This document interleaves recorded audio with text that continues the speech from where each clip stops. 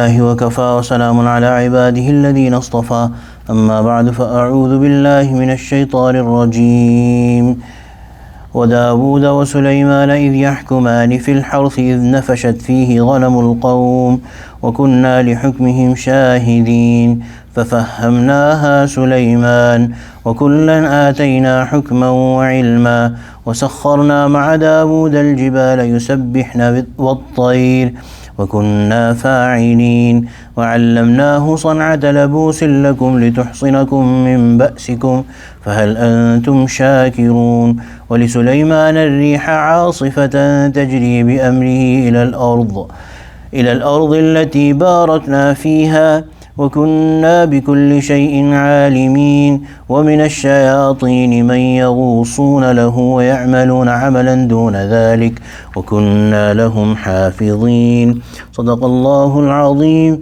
وبلغنا رسوله النبي الكريم ونحن على ذلك من الشاهدين والشاكرين والحمد لله رب العالمين.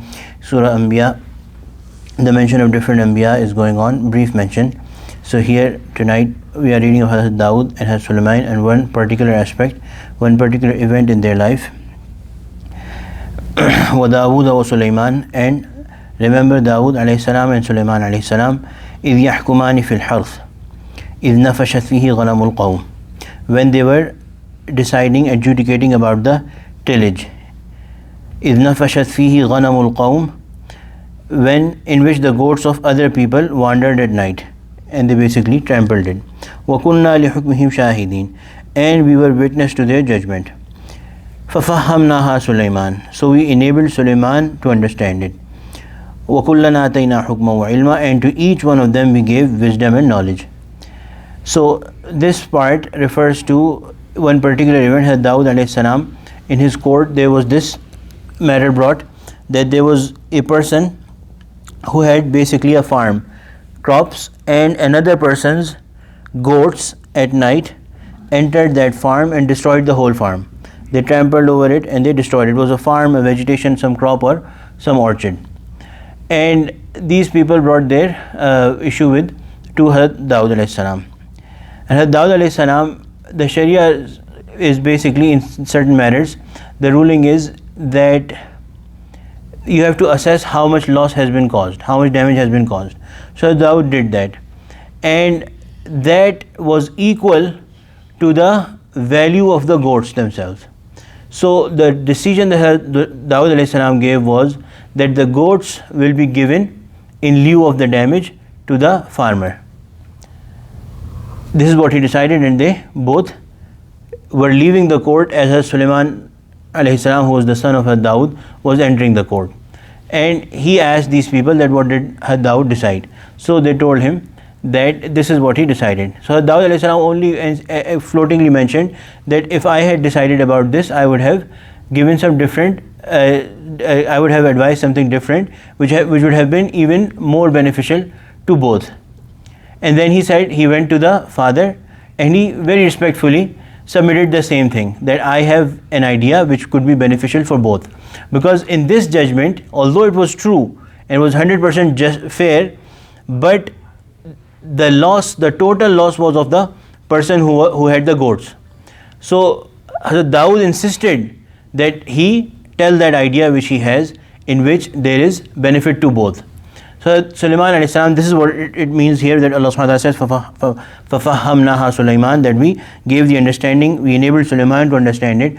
Sulaiman alayhi salam said that the goats should not be made the property of the farmer, rather it should be given to the farmer to keep and take benefit from their milk and whatever, until the farm can be restored to how it was. And the farm should be given for that duration to the people whose goats entered it, so that they can regrow the crops, and when the crops are there, then at least they can get their goats back.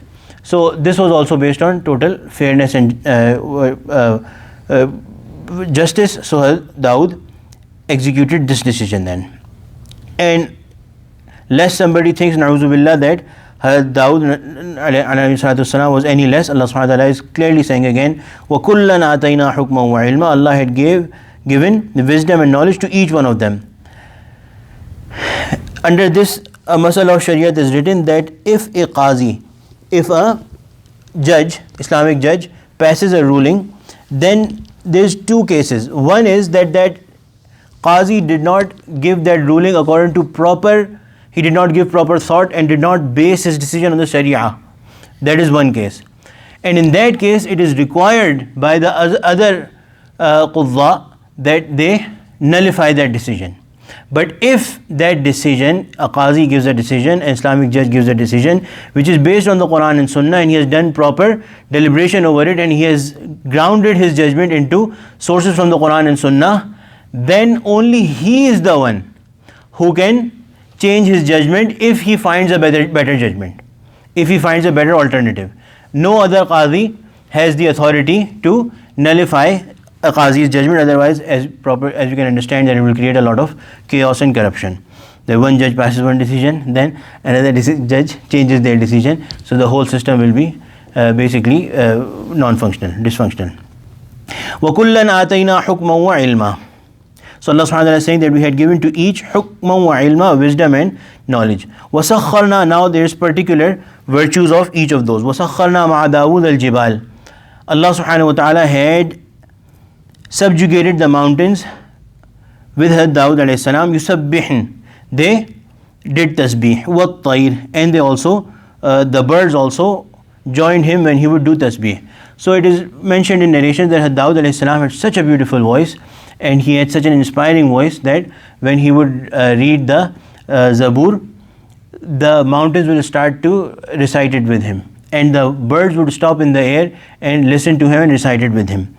And it is written about one Sahabi as well, if I remember correctly, Hazrat Musa Ash'ari radiallahu anhu, that he was reciting the Quran once, and he had a very beautiful recitation, and the Prophet sallallahu alaihi wasallam was passing by, and he quietly stood and listened to him. And when he later found out, he asked the Prophet sallallahu alaihi wasallam, the Prophet sallallahu alaihi wasallam said that you were reading very beautifully, you were reciting very beautifully, so I wanted to stop and listen. So the Musa Ash'ari radiallahu anhu said a sentence on which a ruling of Sharia is based. He said that, Ya Rasulullah, had I known that you were listening, I would have further beautified, further put effort into my recitation. Radiallahu anhu, and sallallahu alaihi wasallam, the Prophet sallallahu alaihi wasallam. So from this we understand that we should not only reduce our effort to a minimum level in the matter of Quran and our recitation. That, oh fine, we recite, at least we just recite enough, we follow the basic rules and that's enough. No. Quran should be a lifelong effort for us. We keep on beautifying our recitation. There is reward for that. And this saying of the Sahabi that, Ya Rasulullah, had I known that you were listening, I would have further beautified my recitation. This is one proof that gatherings in which Quran is recited beautifully and people gather to listen, they are 100% allowed in Sharia, they are praiseworthy.